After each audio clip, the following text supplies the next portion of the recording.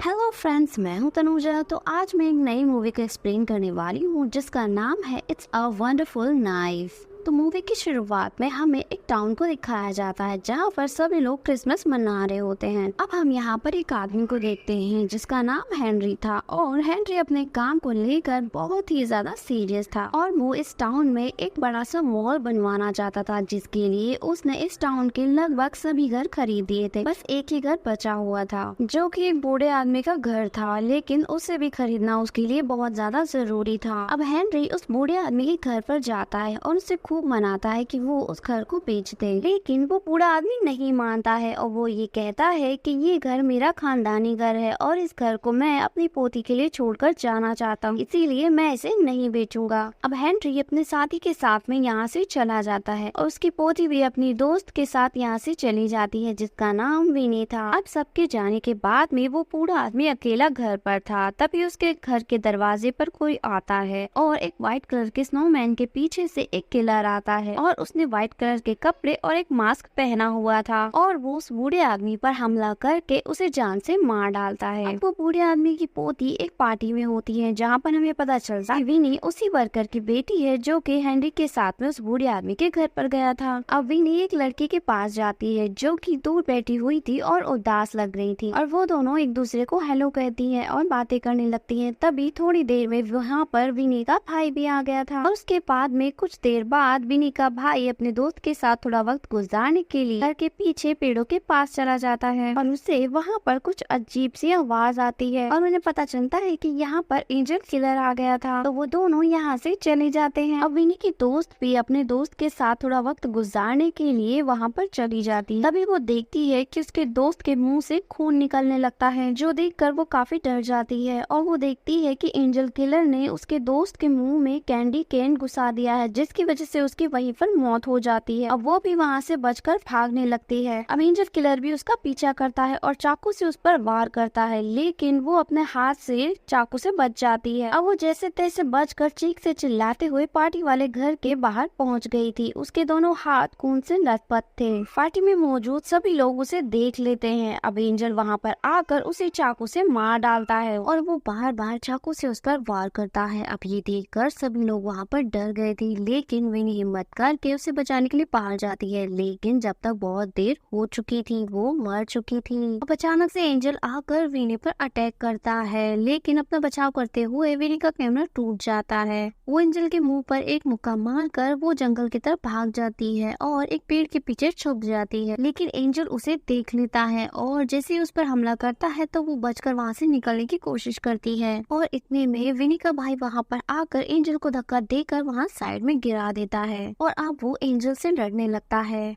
पर एंजल उसके भाई को टांग मारकर जोर से नीचे गिरा देता है। अब जैसे तैसे ये दोनों भाई बहन बचकर वहाँ से भाग निकलते हैं, लेकिन एंजल बहुत चालाक था। वो उनका पीछा करता है और फिर से एंजल को भाई को पकड़कर उस पर वार करने लगता है, लेकिन एंजल के मारने से पहले ही विनी ने उसको तार से करंट लगा दिया था, जिसकी वजह से वो तड़पने लगता है और वहीं पर मर जाता है। अब विनी जब उसका मास्क हटाकर देखती है तो उसे पता चलता है कि ये किलर कोई और नहीं बल्कि इसके फादर के बॉस है। ये सब देखकर उसे बहुत झटका लगता है कि असली किलर हेनरी है। अब यहाँ से सीधा हमें सीन एक साल बाद का दिखाया जाता है, जहाँ पर विनी का भाई अपने फादर का बिजनेस में हाथ बटाता है, लेकिन अभी तक विनी उस सदमे से बाहर नहीं आ पाई थी। विनी आज भी उस हादसे को और अपने दोस्त को बहुत याद किया करती थी। अब एक दिन विनी सड़क से जा रही थी तो वहाँ पर हेनरी का भाई उसके पास आता है और उससे कहता है कि तुमने मेरे भाई को मारा था ना, देखना मैं तुमसे इसका बदला जरूर लूंगा। कुछ देर के बाद में विनी के पास उसके दोस्त का मैसेज आया जो कि उसे क्रिसमस पार्टी में आने के लिए कहता है। जहाँ जाकर विनी को पता चलता है कि उसके दोस्त का अफेयर किसी लड़की के साथ चल रहा है जो कि पिछले एक साल से जब चल रहा था और वो लड़की ये जानकर खुश थी कि अब सबको पता चल चुका है। अब ये सब जानकर विनी को बहुत बुरा लगता है, इसीलिए वो फौरन पार्टी छोड़कर वहाँ से चली जाती है और अपना मुंह ठीक करने के लिए एक पुल के पास जाकर खड़ी हो जाती है। अब विनी आसमान में देखती है तो वहाँ पर एक रोशनी चमक रही थी और वो अपने मन में सोच रही थी कि काश के वो कभी पैदा नहीं हुई होती। अब उसके इतना सोचते के साथ ही वो रोशनी गायब हो जाती है और साथ ही पूरे टाउन की लाइट भी चली जाती है और साथ ही पीछे मुड़कर जब वो देखती है तो वहाँ पर एक आदमी पूरी तरह से तड़प रहा होता है क्योंकि उसकी आंख में चाकू घुसा हुआ था और उसे किसी और ने नहीं बल्कि एंजल ने मारा था। अब ये देखकर विनी और ज्यादा डर गई थी और फौरन वहाँ से भागकर एक पुलिस के पास पहुँचती है। वो देखती है कि पुलिस वाला कोई और नहीं बल्कि हेनरी का भाई है। लेकिन यहाँ पर हैरानी की बात ये थी कि वो पुलिस ऑफिसर विनी को पहचान ही नहीं रहा था कि ये कौन है। अब ये सब देखकर विनी को काफी हैरानी होती है। हेनरी का भाई विनी को बताता है कि एंजल लोगों को काफी सालों से मारता हुआ आ रहा है। अब विनी जिस पर कहती है कि ऐसा कैसे हो सकता है क्योंकि पिछले साल ही तो उसे मैंने मारा था। अब यही बात वो हेनरी के भाई को समझाने की कोशिश करती है लेकिन इतने में वहाँ पर हेनरी आ जाता है जो कि एंजल किलर था। अब उसे जिंदा देखकर विनी बहुत ज्यादा हैरान रह जाती है और वो भी उसे ऐसे दिलासा देता है कि जैसे कि कुछ हुआ ही ना हो। ये सब देखकर विनी काफी शॉक में थी तो वो तुरंत वहाँ से निकलकर अपने घर पर पहुँचती है और घर पर पहुंचने के बाद में और भी ज्यादा शॉकिंग बात ये थी कि उसे घर पर भी कोई नहीं पहचान रहा था। अब ये सब देखकर विनी को एहसास हो रहा था कि जैसे मैं इस दुनिया में कभी पैदा हुई ही नहीं थी क्योंकि रोशनी को देखकर जब उसने सोचा था कि काश मैं पैदा ही ना हुई होती तो वो बात यहाँ पर सच हो गई थी और उसे ये बात भी क्लियर हो गई कि जब मैं पैदा ही नहीं हुई तो ऑब्वियसली मैंने किलर को भी नहीं मारा था। अब वो भागकर घर से निकलकर आ जाती है और बाहर निकल के देखती है कि पूरे शहर में कर्फ्यू लगा हुआ था और जगह जगह पर हेनरी की फोटोज लगी हुई थी क्योंकि वो अब इस टाउन का मेयर भी तो बन चुका था। साथ ही हेनरी ने वो शॉपिंग मॉल भी बनवा लिया था जो कि वो पहले बनवाना चाहता था। जिसके बाद विनी एक क्रिसमस पार्टी में जाती है और एक कमरे में जाती है जहाँ पर पिछले साल की क्रिसमस पार्टी की फोटोज लगी हुई थी और वो वहाँ पर नोटिस करती है कि उन फोटोज में उसकी फोटो कहीं पर भी नहीं थी जिससे ये साबित हो रहा था कि विनी कभी इस दुनिया में पैदा ही नहीं हुई थी। अब उसी घर के बाहर दो दोस्त खड़े हुए मस्ती कर रहे थे कि तभी अचानक से वहाँ पर एंजल किलर आकर उन्हें मारने की कोशिश करता है। लड़का अपने पास पड़ी हुई अपने आप को बचाने के लिए हर एक चीज से एंजल को मारने लगता है और अब जब लड़का यहाँ से भागने की कोशिश करता है तो वो देखता है कि मेन गेट लॉक एंजल उसे पकड़ लेता है और पार्टी में शोर भी इतना ज्यादा था कि उसके किसी की आवाज नहीं सुनाई दे रही थी। अब इसी बीच एंजल उसके पास पहुंच गया था और कुल्हाड़ी से वार करके उसकी जान ले लेता है। कुछ देर के बाद में एक लड़की पार्टी से बाहर आती है और अपने दोस्त का सर बर्फ में कटा हुआ देख करके डर जाती है। अब ये दोनों बर्नी के घर पर आ जाते हैं जहाँ पर विनी को पता चलता है कि ये भी मेरी तरह से कातिल पर नजर रख रही है। विनी बताती है कि जितने भी बच्चे मरे हैं उन सबके मॉम डैड बिजनेस किया करती थी और बच्चों के मरने के गम ने उन्हें बर्बाद कर दिया है जिससे कि हेनरी ये पूरे टाउन का धीरे धीरे करके मालिक बन गया है। पर तभी अचानक से एंजल किलर खिड़की तोड़कर घर के अंदर आ जाता है जिसे देखकर दोनों लड़कियां बचने के लिए दरवाजे से बाहर निकल की कोशिश करती है लेकिन